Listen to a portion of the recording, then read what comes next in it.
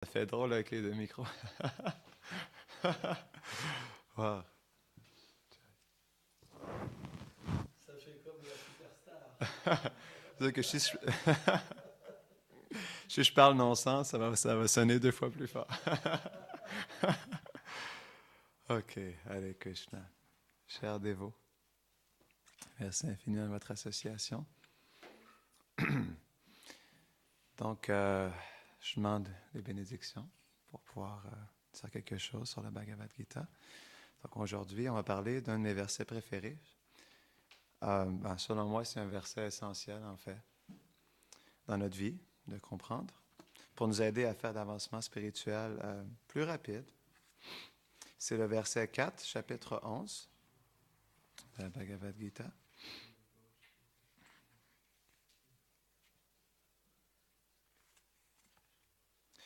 Yayatamam prapadyante tam stataiva bhajamiyam mama vartmanu vartante manushya partha sarvashaha. Ô fils de Pritha, à tous égards, tous suivent ma voie, et selon qu'ils s'abandonnent à moi et m'adorent, je réciproque avec chacun. Commentaire. Srila Sridhar Swami explique que l'on pourrait croire que le Seigneur est partial envers ceux qui prennent refuge en lui. Afin de clarifier cette idée fausse, Krishna énonce ce verset. Il confirme ici que quelle que soit la voie qu'une personne suit, qu'elle soit directe ou indirecte, que l'adorateur soit libre ou empli de désirs matériels, il les récompense proportionnellement. Oh, d'accord. Désolé, j'ai tendance à parler vite. OK. Il est impossible pour Krishna d'ignorer ou d'exclure un être vivant. Il est la source de toutes les voies. Quelle que soit la voie, il se manifeste de cette même manière et réciproque avec son adorateur. Srila Ramanujacharya explique que le Seigneur vient en ce monde sous de nombreuses formes, comme celle de Rama ou de Bouddha, pour les êtres qui cherchent refuge en lui, comme le Sauveur, ou celui qui maintient la création à travers les écritures védiques, mais également à travers toutes les autres formes de religion. De cette manière, il devient accessible aux âmes conditionnées, suivant leur conscience. Il est adoré directement par celles qui ont la connaissance sur lui et indirectement par celles qui ne l'ont pas. Il récompense tous les êtres qui l'adorent selon leurs désirs. Il est donc toujours disponible suivant leur adoration. Srila Vishwanath Chakravarti Thakur cite Sri Krishna qui explique que pour les êtres qui prennent refuge en lui, en accomplissant le service de dévotion, il est réciproque en leur accordant le résultat de leur adoration. Il est le Maître suprême et son apparition et ses activités sont donc éternelles. Ainsi, en l'adorant avec cette compréhension, dans l'intention de lui apporter du plaisir, en rejoignant ses divertissements, ils rendent leur naissance et leurs activités également éternelles. Krishna fait d'eux ses associés et en temps voulu, il manifeste ses activités avec eux. De cette façon, il leur accorde sa miséricorde, à chaque instant, en leur donnant préma, le pur amour pour sa personne, comme le fruit de leur adoration. En accord avec les êtres qui prônent que la vérité absolue est dénuée de caractéristiques et qui rejettent son aspect personnel, Krishna leur accorde la libération dans le Brahman, par la voie de l'annihilation du soi, en les absorbant dans la radiance qui émane de son corps transcendantal. Il apparaît à ceux qui sont attachés aux fruits de leurs actes, comme celui qui les leur accorde, et aux yogis comme le contrôleur suprême, leur donnant des pouvoirs mystiques et la libération. Il apparaît également en tant que shunya, ou dépourvu de toute caractéristique, pour les êtres qui désirent se fondre dans la non-existence. Pour les empiristes Il leur permet de s'identifier comme un produit de la matière. Ouf. Pas une très bonne récompense, ça. De cette façon, il est l'objet de toute atteinte pour toutes sortes de croyances. Cependant, de tous ces différents buts, le fait d'atteindre son service d'amour dans sa demeure éternelle et spirituelle, Goloka Vrindavan, est le bien ultime. Il apparaît en conséquence que le résultat obtenu dépend du désir de l'adorateur. Ça, c'est le secret. Ce qui implique que les résultats ne sont pas les mêmes pour tout le monde, même en pratiquant le service dévotionnel. C'est important de comprendre ça. Or, certains spiritualistes expliquent les mots Manushya Partha Sarvashaha par ces termes. Chacun suit la voie du service de dévotion, quoi qu'il fasse. Intéressant. Ils atteindront tous le même résultat. Mais ce n'est pas le sens de ces mots. C'est établi clairement dans la Bhagavad Gita 9, 25. Yanti deva vrata devan, pitrin yanti pritri vrata, bhutani yanti bhuteja, yanti madhyajinopimam. Ceux qui adorent les demi-dieux renaîtront sur leur planète. Ceux qui vénèrent les ancêtres renaîtront parmi eux. Et ceux qui rendent un culte aux esprits les atteindront. Cependant, ceux qui m'adorent viendront certainement à moi. Om Agyanti Mirandasya, Gyananjanan Sharakaya, Chakshurun Meritam Yena Tasmai Shri Gurave Namaha, Shri Chaitanya Mano Bishtam Stapitam Yena Bhutare, Swayam Rupa Kedamayam Dadati Svaparantikam, Vancha Kalpatarubhyashta Kripa Sindhubhya Evacha, Patitanam Pavanebhyo Vaishnavebhyo Namo Namaha. Jai Shri Krishna Chaitanya Prabhu Nityananda Shri Advaita Gadadhara Shivasadi Gaura Bhaktavrinda Hare Krishna Krishna Krishna Hare Hare Hare Rama Rama Rama Hare Hare. Hare Krishna. Chers dévots du Seigneur Krishna et Radharani, on ne peut pas l'oublier. Chers dévots du couple divin, on vous offre notre respectueux hommage. Donc, c'est comme ça que Krishna fonctionne, du moins au début. il fonctionne en proportion avec notre désir. Mais une fois qu'on est bien établi dans le service de dévotion, Krishna est tellement touché par l'amour de son dévot qu'il force sa présence dans le cœur du dévot. Donc, le désir est vraiment la clé. Il y a un verset qui dit dans les Védas que la racine, pas la racine, mais que le désir est la racine de toute chose. Jai Shri Shri Nanda Yashoda Gopal, Jai Shri Shri Radha Madan Mohan, Jai Shri Shri Nitai Vishwambar. Jai.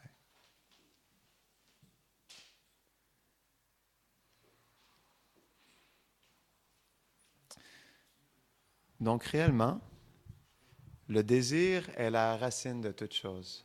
Ouais, merci. Il y a aussi un verset qui explique, au niveau de la libération, mais le principe est le même. C'est expliqué que, peut-être un peu plus bas, j'ai l'impression que je ne vois pas les dévots. Ouais. Merci. Parce que si je ne vois pas les dévots, en fait, ma vie sera inutile. Sanatana Goswami, il explique que ma plus grande souffrance, la plus grande souffrance en ce monde, c'est de ne pas être dans l'association des dévots. Non, mais ça, c'est quand même terrible quand on y pense. Parce que les dévots, mais en fait, ce qui est expliqué que dans le Madhurya Kadambini, Vishwanath Chakravarti Thakur, il explique que, en fait, c'est par la bhakti vient de la bhakti. C'est expliqué dans le premier chapitre. Parce qu'en fait, la bhakti ne vient pas du gyan, la bhakti ne vient pas du karma, non? Parce que la bhakti, elle est, comment on dit, self-manifested. Elle est auto-manifestée dans le cœur. Elle est présente éternellement dans le cœur de chacun. C'est ce que Jaiva Dharma veut dire, en fait. La fonction essentielle de l'âme est l'amour. Et la nature de cet amour est le service d'amour. Donc, on ne peut pas vivre sans ce service d'amour. Mais tout simplement, ce service d'amour, la bhakti, elle est profondément endormie due à notre connexion avec l'énergie matérielle. Donc, pour que cette bhakti se réveille, on a besoin de recevoir le contact d'un dévot qui est éveillé, qui a dans son cœur une bhakti pleinement éveillée. C'est comme ça que le bhakti commence. Il y a un verset dans le Bhagavatam qui dit aussi que tant aussi longtemps qu'on ne rencontre pas un dévot, c'est impossible de commencer le service dévotionnel. Donc ça, c'est vraiment important. C'est la même chose aussi avec la Raganuga Bhakti. Donc normalement, on rencontre les dévots, des fois dans la rue. Il y a un dévot qui est plus un Madhyama Bhakta, qui est un dévot intermédiaire, parce qu'il est un prédicateur. Il essaie de connecter la miséricorde de Krishna aux autres. Il partage la miséricorde du Seigneur. Donc, il connecte à travers sa présence, donne la graine de la Bhakti. Mais pour pouvoir aller plus profondément dans la Bhakti, dans la Raganuga Bhakti, Vishwanath Chakravarti Thakur, il explique qu'en fait, il faut avoir l'association d'un Raganuga Bhakta. Il dit que ça peut, si on a cette graine dans notre cœur, la graine de la Raganuga Bhakti veut dire qu'on a l'olyam, une profonde et intense avarice, en fait. Intense désir, ardent désir d'atteindre Vraj, en fait, d'atteindre la dévotion des Vrajavasis. Donc, en fait, si on a ça dans notre cœur, ça veut dire qu'à un moment ou un autre, dans cette vie ou dans une vie passée, on a eu l'association d'un Raganuga Bhakta qui nous a partagé sa miséricorde. Donc, comme j'expliquais, tout vient du désir. Comme juste avant que je partage autre chose, il y a un verset que je voulais partager aussi, qui est expliqué que la libération vient quand on a le désir. Donc, c'est la même chose avec le pur service dévotionnel. Si on y pense, en fait, pourquoi sommes-nous ici, dans ce monde matériel? Qu'est-ce qui fait que nous sommes descendus dans ce monde? Donc, nous sommes descendus dans ce monde à cause d'un désir. C'est ça que Bhaktivinoda Thakur explique dans le Jaiva Dharma, qu'à un certain moment donné, il y a bien longtemps de cela, nous étions sur la région de Tatastha, en fait, entre les deux rives, entre le monde spirituel et le monde matériel. Et il y avait des jivas qui étaient là, en fait, des âmes, qui se sont tournés vers le monde spirituel et y sont allés dans l'association de Krishna ou les différents avatars. Et il y a des âmes qui sont nous, qui se sont tournés vers la dimension matérielle et ont été attirés, en fait, par cette réalité temporaire. Donc ça, c'est notre comment on dit, prédicament? Est-ce qu'on dit ça en français, prédicament? C'est notre malheur. Qu'à un certain moment donné, nous avons pris personnellement la décision de venir dans ce monde matériel. Donc, comme Gurudev l'expliquait hier, en fait, on ne peut pas blâmer personne. On ne peut blâmer que nous. Parce que nous sommes la responsabilité première, en fait. Pourquoi nous sommes venus ici? Donc ça, c'est vraiment un sérieux coup d'humilité. C'est important de comprendre ces choses. Parce que quand on comprend en fait que nous sommes venus ici par notre désir personnel, ben ça nous donne un profond regret dans notre cœur, une lamentation en fait, de bien vouloir se repentir et de tenter d'attirer la miséricorde du Seigneur. Très important. C'est le premier sentiment à avoir. Profonde détresse due à un repenti en fait, de comprendre notre responsabilité. C'est ce qu'on voit dans notre société aujourd'hui. Jai Plala, Shishi Plala, Nishingadev Ki. Jai.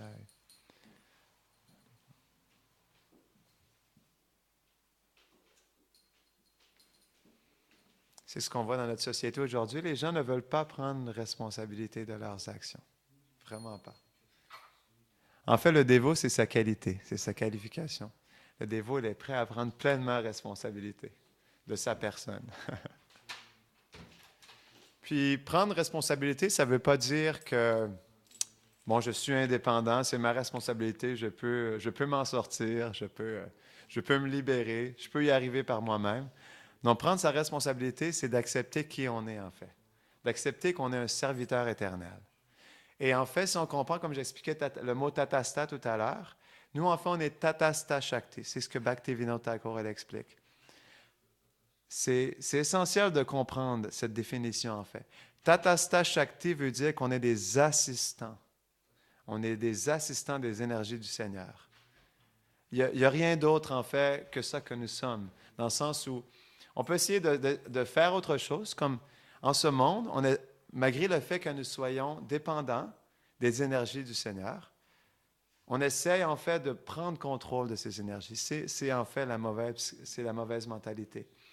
Nous sommes constamment dépendants des énergies. Tout ce que nous pouvons faire, c'est assister les énergies de Krishna, mais nous, on essaie de contrôler, pas juste contrôler, mais d'être le jouisseur, en fait, le bénéficiaire de ces énergies. Et quand on comprend ça, pleinement dans son cœur, ça nous fait vraiment changer d'état d'esprit.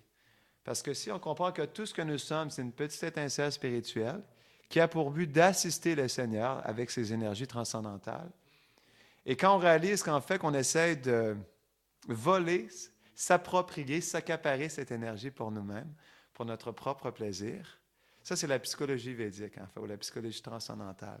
Bien, ça change vraiment notre manière de percevoir les choses.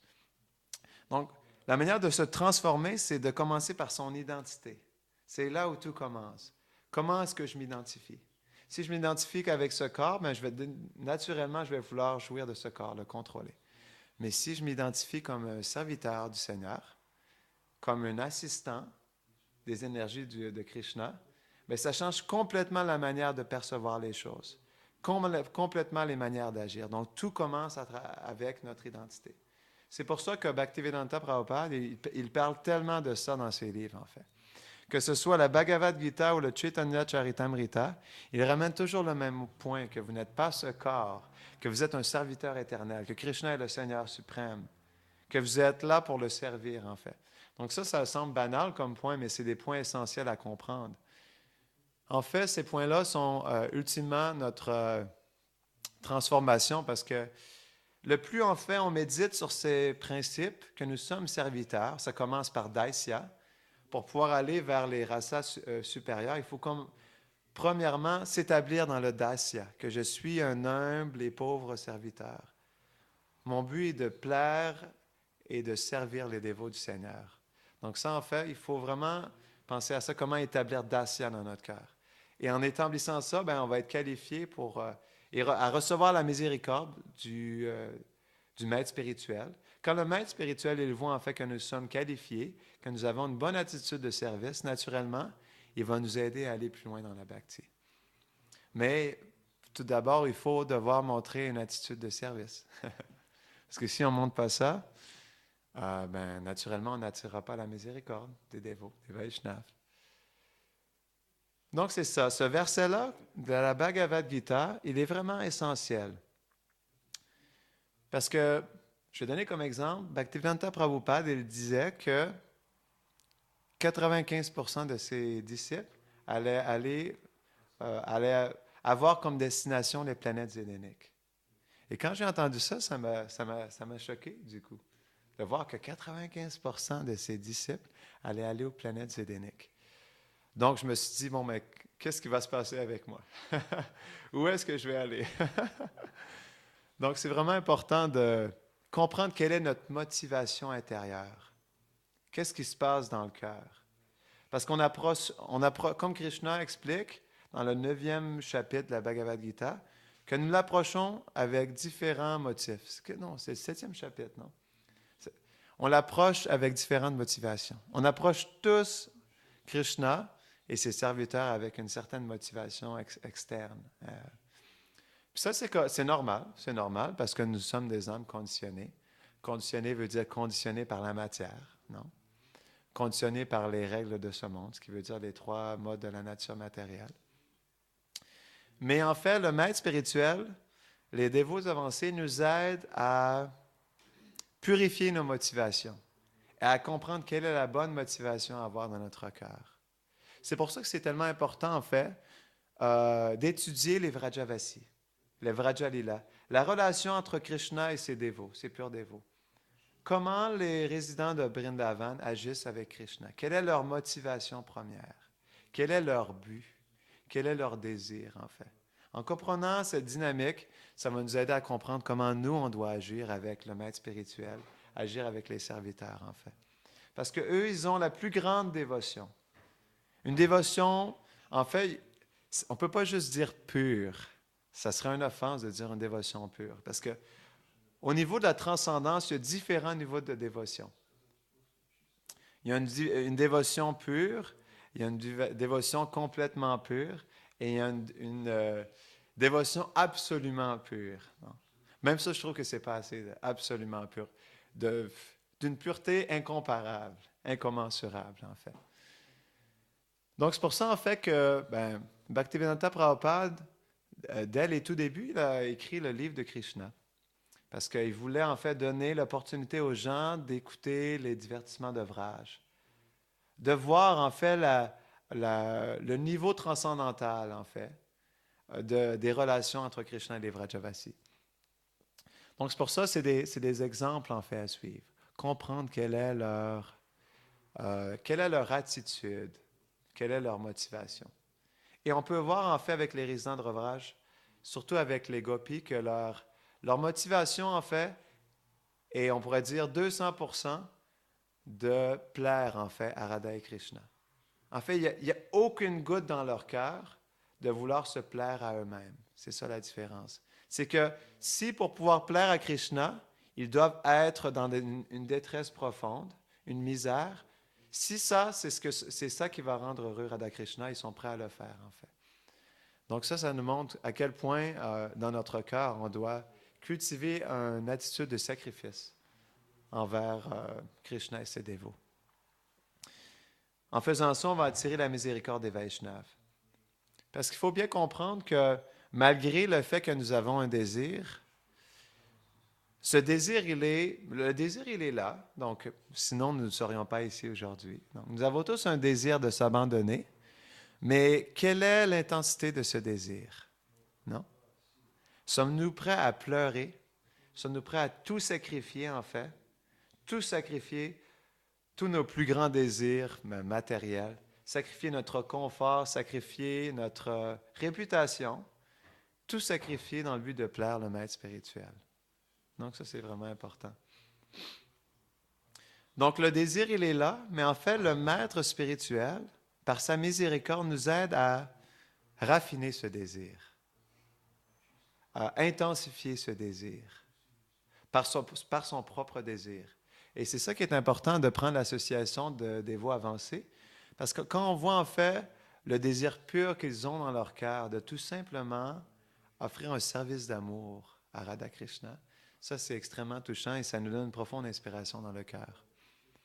Ça nous donne l'inspiration de nous aussi suivre dans ses traces et de cultiver ce même désir en fait, avec la même intensité, avec la même profondeur. Donc, c'est pour ça qu'en fait, dans l'association des dévots, ils vont nous aider à réaliser quel est le but ultime de la vie. Parce que Krishna est réciproque avec nous selon le désir que nous avons. Mais est-ce que notre désir, il est vraiment complet? Est-ce qu'il est vraiment absolu? Il faut vraiment avoir dans notre cœur quelle est la qualité de ce désir. Je me rappelle, je vais vous donner un exemple personnel. Avant, j'étais travailleur social. Je travaillais avec des réfugiés et j'étais prêt à donner ma vie à ces réfugiés. Sérieusement. J'étais prêt à tout sacrifier pour ces personnes. Je m'occupais d'enfants soldats de la Birmanie et j'étais prêt à vraiment donner ma vie. Et quand j'ai quitté ce travail et j'ai commencé la vie monastique, je me disais au départ, mais j'étais prêt à sacrifier ma vie pour ces réfugiés, mais est-ce que je suis prêt à sacrifier ma vie pour le Seigneur? Est-ce que je suis prêt à sacrifier ma vie pour mon maître spirituel? Non. Parce que vous pouvez voir dans ce monde matériel, on le voit dans les films d'ailleurs, les gens sont prêts à tout sacrifier pour l'amour matériel, non? L'amour d'un homme, d'une femme, l'amour d'un enfant, mais les films parlent que de ça, non? Ils sont prêts à tout sacrifier. Non, mais c'est très intense leur désir. C'est intense. Ce désir les pousse à rester dans des millions de vies dans ce monde matériel, non? Non, c'est pour ça qu'il y a autant de films, un film après l'autre. Non, lui, en fait, bon, OK. Willie Bob, il avait vraiment un désir intense de créer une nouvelle moto, en fait. C'est juste l'exemple qui me vient à l'esprit. Une nouvelle moto. Donc, c'est lui qui a créé la première moto en ce monde. Et il avait un profond désir, en fait, parce qu'il n'était pas capable de marcher, en fait. Il avait un problème avec ses genoux. Il n'était pas capable de marcher. Et en fait, il avait un désir dans son cœur de créer une moto pour pouvoir vivre qu'est-ce qu'un tigre, en fait. Comment être un tigre. Donc, il a passé sa vie entière à tout sacrifier. Il avait une famille, il a même sacrifié sa famille pour arriver à bâtir cette moto-là. Donc, vous voyez, en fait, c'est comme ça que ça fonctionne. C'est que le désir, c'est la même chose. C'est pas quelque chose de différent dans le cœur de l'âme. Parce que c'est l'âme qui désire. Parce que l'âme désire, en fait, ben, tout se manifeste dans ce monde matériel. C'est ça qui est expliqué, en fait. C'est que Krishna, il manifeste cette réalité parce que les âmes conditionnées ont le désir de vivre ces désirs matériels-là. Donc, il faut comprendre ça, c'est vraiment essentiel. Et c'est vraiment simple en même temps. C'est que les âmes conditionnées qui jouissent de la matière ont exactement la même, au niveau de désir, le même désir de jouir de leur sens que nous avons le désir de servir Krishna et ses dévots. C'est la même chose. C'est le même mécanisme. Tout ce qui se passe dans le monde matériel, c'est exactement le même mécanisme que dans le monde spirituel. Donc, tout ce que nous essayons de faire avec la matière, c'est exactement le même mécanisme. C'est pour ça, en fait, même si dans notre cœur, on voit que nous n'avons pas ce désir pur et absolu de s'abandonner pleinement au maître spirituel et à Krishna, en fait, on a juste à aller dans notre cœur et prendre, en fait, cette mentalité qui est là et l'appliquer. La prendre et l'appliquer dans le service de Krishna et du maître spirituel. C'est aussi simple que ça.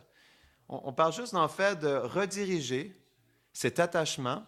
On ne parle pas de se détacher. Ce n'est pas ça qui est important. C'est de rediriger notre attachement que nous avons vers Krishna.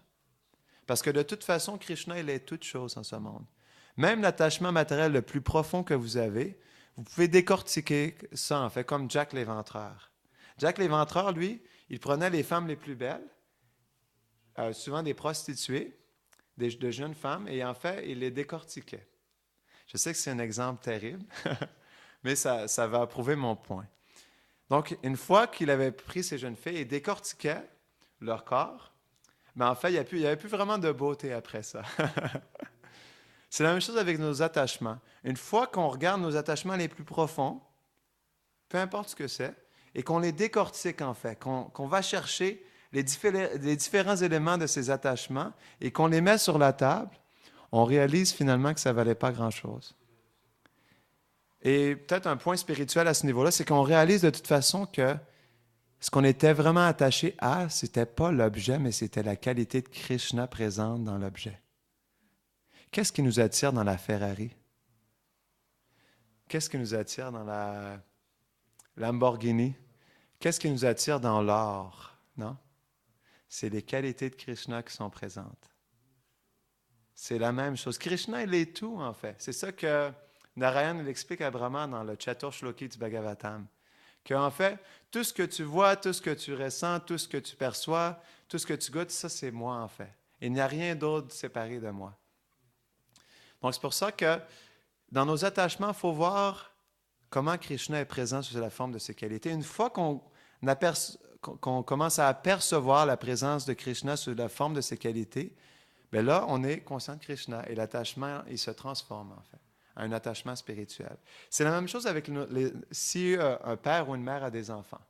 On peut être attaché au corps de l'enfant, mais en réalité, ça, c'est quelque chose de matériel. Il faut être attaché à l'âme. Là, déjà là, on va à un autre niveau, attaché à l'âme qui est présente. Et parce qu'il y a une âme dans le cœur de cet enfant, je souhaite servir cette personne parce que, en fait, je suis un serviteur et ça aussi, c'est un dévot. C'est juste une question de temps que l'âme se développe en tant que serviteur. Et si on veut l'amener à un niveau transcendantal, c'est voir en fait que qu'est-ce qui fait que l'enfant, il est mignon?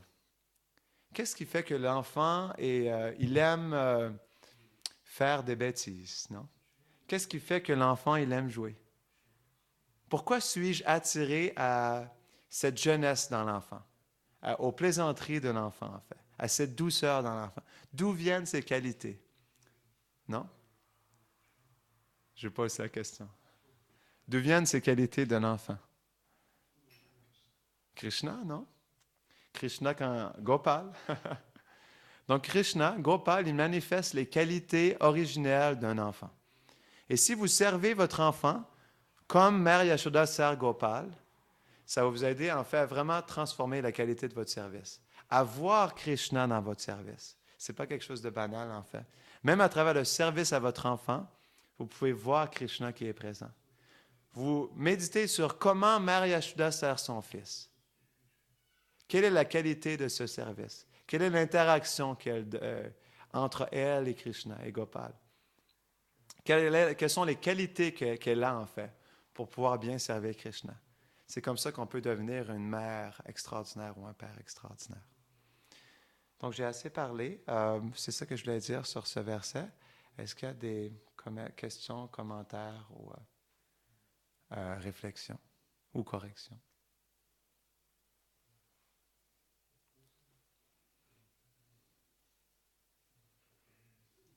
Chaitanya Mahaprabhu, il ne faisait pas une différence entre les dévots. Hmm.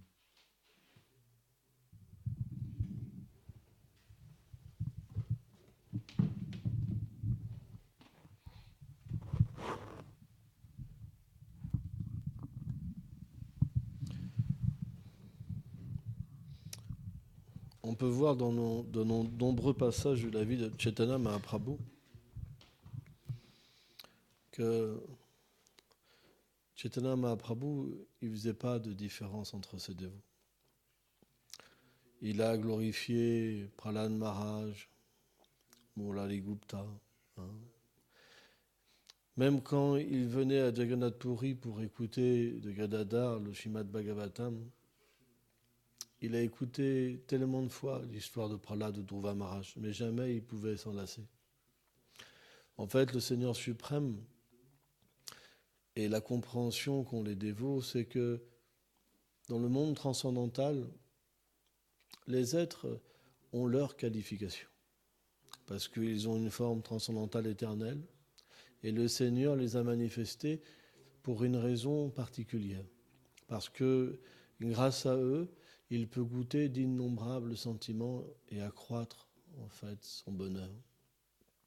Donc, même si les reines de Dwarka s'est expliqué qu'elles ont un certain sentiment pour leurs enfants et une identification en tant que mère, etc., etc., on doit comprendre que ce n'est pas des sentiments matériels, égoïstes. C'est des sentiments qu'elles acceptent pour donner du plaisir à Krishna. C'est très difficile à comprendre parce que dans le monde matériel, notre amour est divisé. Mais quand les dévots expliquent cette division, les Rasika Bhakta, il faut comprendre qu'un Rasika Bhakta, il est toujours dans un extrême de glorifier Vrindavan et de rabaisser spirituellement les autres. Mais c'est une tendance qu'ont les Rasika Bhakta. Parce que c'est leur dévotion qui veulent ça. Ce n'est pas un défaut. C'est leur dévotion qui veulent ça. Mais bien qu'il y a différentes qualités de dévots, par exemple, on dit que Kubja avait un désir de satisfaire ses sens. Mais Kubja, c'est une des énergies internes du Seigneur suprême. Et on sait que l'énergie, elle veut combler le désir de Krishna. Or, si on regarde de ces deux points de vue-là, ça paraît complètement contradictoire. Mais qu'est-ce qu'on doit comprendre de ça? On doit comprendre que Kubja, elle a manifesté ce désir pour plaire à Krishna. Donc, bien qu'il y a différents niveaux d'abandon, différentes perceptions de l'amour de Dieu, différentes qualifications, on doit comprendre, selon Sanatana Goswami, que de Goloka Vrindavan, les associés du Seigneur s'expandent à Dwarka, par exemple, à Vaikunta, etc. Et que simplement, c'est ce même Seigneur suprême qui prend différentes formes, cette même Radharani qui prend différentes formes, et ces mêmes associés qui prennent différentes formes pour se divertir. Donc on ne doit pas dissocier non plus. À la fois c'est dissocié et à la fois c'est pas dissocié. Rappelez-vous Chaitanya Mahaprabhu, quand il a eu cette discussion en disant que Lakshmi Devi, elle ne pouvait pas avoir la compagnie de Krishna, qu'elle a fait tellement d'austérité sans pouvoir atteindre la compagnie de Krishna. Et la conclusion de Chaitanya Mahaprabhu, c'est que, en fait, Radha et Lakshmi Devi sont la même personne. Et qu'à travers Radharani, Lakshmi Devi avait l'association de Krishna. C'est pour ça que la relation qui unit Krishna à ses dévots est quelque chose d'extrêmement subtil. Et seules les personnes qui peuvent expérimenter le rasa peuvent comprendre cette subtilité et en parler. Sans ça, on va commettre ce qu'on appelle des rasabasa. Ça veut dire qu'on va parler sur un niveau où on n'a pas de qualification et on va connaître des erreurs. Comment expliquer ça? Celui qui a la qualification, Rasika Bhakta, il peut parler comme ça. Mais comme il parle avec les sentiments, il illumine l'assemblée, en fait, avec ce sentiment d'exclusivité. Hein? Et ça va faire naître en l'être vivant le désir profond d'atteindre cette exclusivité. Mais si on n'a pas cette qualification et qu'on fait des divisions, alors on peut faire naître dans les gens une sorte de discrimination qui va être comme des offenses. Ça veut dire qu'on va penser que les dévots avec Kunta, ils n'ont pas de qualification, que c'est inférieur, etc. Mais on doit comprendre qu'il n'y a pas de quelque chose d'inférieur ou de supérieur. Parce que dans la création transcendantale, tout est parfait. Mais simplement, les acharyas qui sont extrêmement qualifiés ont mis des distinctions pour glorifier les habitants de Vrindavan, et notamment les gopis. C'est une façon, d'offrir une offrande, un Puspanjali, une offrande, son cœur aux gopis de Vraj. Mais Mahaprabhu, en tant que le Seigneur suprême, il a bien qu'il a pris l'état d'esprit parfois il chantait sur son japa gopi, gopi, gopi, gopi, gopi. Parfois il s'est habillé comme une gopi aussi. Hein? Parfois il dansait comme une gopi. Et parfois il manifestait des humeurs complètement contradictoires, comme Nishingadev, Varahadev par exemple. Il montrait différentes formes. Et aussi il aimait tellement, par exemple, l'abandon de Murari Gupta. Rappelons-nous, Murari Gupta, un jour Mahaprabhu, il a testé Murari Gupta. Mais il a dit, mais pourquoi tu es tant attaché à Ramachandra? Pourquoi tu ne t'attaches pas à Krishna? Et Murari Gupta, comme il avait la réalisation que Chaitanya Mahaprabhu était le Seigneur suprême, il a dit, je ne peux pas désobéir au Seigneur suprême. Donc il a essayé toute la nuit de changer son état d'esprit. Il s'est battu fortement. Il n'a pas dormi de la nuit. Il pleurait. Il a essayé. Et donc il est arrivé, le matin, il est tombé comme un bâton au pied de Mahaprabhu. Et il lui a avoué en fait qu'il n'a pas réussi à abandonner le refuge des pieds de Ramachandra. Et Chaitanya Mahaprabhu, il a glorifié Murari Gupta. Il a tellement glorifié Murari Gupta. Il a dit en fait, t'es un Hanuman. Tu vois? Et de la même manière que le maître ne quitte jamais son serviteur, le serviteur ne quitte jamais son maître. C'est pour ça qu'un Rasika Bhakta, il voit Krishna partout, s'il est avec Krishna. Ou il voit Ramachandra partout, s'il est avec Ramachandra. Ou s'il est avec Narayan, il voit Narayan partout. Donc, c'est pour ça qu'il existe différentes visions. Certains vont dire que Krishna a pour origine Narayan. Certains vont dire que Krishna a l'origine Ramachandra. Et certains diront que Krishna est l'origine de toute chose. Alors bien sûr, les écritures védiques expliquent que Krishna est l'origine de toute chose. Mais quelqu'un qui a le rasa pour Narayan, il ne pourra pas vivre ça. Pour lui, courir après Krishna, bander les yeux de Krishna, faire tourner Krishna comme ça, il lui dit « Hé, Kana, viens, hey, je suis là » comme ça, c'est complètement irrespectueux. Tu vois? Donner sa nourriture au Seigneur, croquer dedans pour tester si c'est excellent. Et après lui mettre dans sa bouche, c'est scandaleux. Ou alors mettre les yeux, on vient derrière Krishna comme ça, on lui met les yeux, les mains sur les yeux comme ça, et on lui dit ouvre la bouche, et il y a un gopa qui met une fleur. Et Krishna a fait une grimace, et tout le monde rit. Vous comprenez? Et tout le monde rit aux éclats, quoi. Parce que quand Krishna il fait une grimace, c'est tellement merveilleux, c'est tellement juteux, ça fait exploser le cœur, quoi. Hein, vraiment. Et tout le monde rit, et puis ça dure des heures. Hein. C'est expliqué. En fait, les gopas, quand ils rient, c'est océanique. Hein. C'est un océan qui vient les prendre pendant des heures. Les gopis, c'est pareil. Hein. Parfois, ça peut durer 3 heures, 7 heures. Ils peuvent plus s'arrêter, quoi. Ça augmente, l'extase augmente. Mais en fait, dans le rasa de Vraj, la divinité est cachée. Donc avec Kunta, c'est pas ce qu'ils aiment. Et donc le Seigneur suprême, il comble les désirs de tous ses dévots. Parce que c'est aussi ses désirs d'être dans cette situation. Il est quand même l'origine de toute chose. Hein? Si les Vaikunthabasi, ils ont une existence, ils ont un rasa, c'est parce que le Seigneur aime ça. Vous comprenez? Donc, on doit avoir le bon respect. Après, quand on sera des Uttamas, si un jour on peut être un Uttama Bhakta, alors on pourra avoir cette vision d'exclusivité. Ça va procurer de la satisfaction au Seigneur suprême. Mais si on n'est pas sur un plan,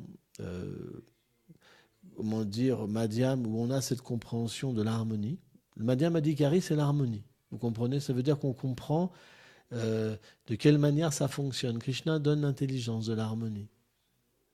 Mais si on est plutôt Kanishta Bhakta, alors on ne va pas comprendre les paroles de l'Uttama. Et on va commettre des erreurs. C'est pour ça qu'on doit, pour comprendre les Uttamas, on doit avoir, Narayana Maharaj explique, la compagnie des Madhyam Adhikari. Parce que les Madhyam Adhikari, c'est ce qui permet de comprendre l'Uttama. Et à ce moment-là, on va pouvoir équilibrer toutes les choses. Parce que le Kanishta est dans l'extrême et l'Uttama est dans l'extrême. C'est deux extrêmes. Un Uttama, il va pouvoir critiquer, être en colère. Parce que c'est son... on voit par exemple des grands dévots se quereller et de critiquer. Mais ça, c'est normal. Ça sera toujours dans cette situation-là, les Uttamas. Pourquoi? Parce qu'ils ont, dans leur façon de voir les choses, ils ont une exclusivité par rapport à leur service éternel. Un sentiment. Mais le Madhyam, lui, Krishna le fait percevoir cette chose-là. Donc il est protégé. Il perçoit, là, c'est du rasa.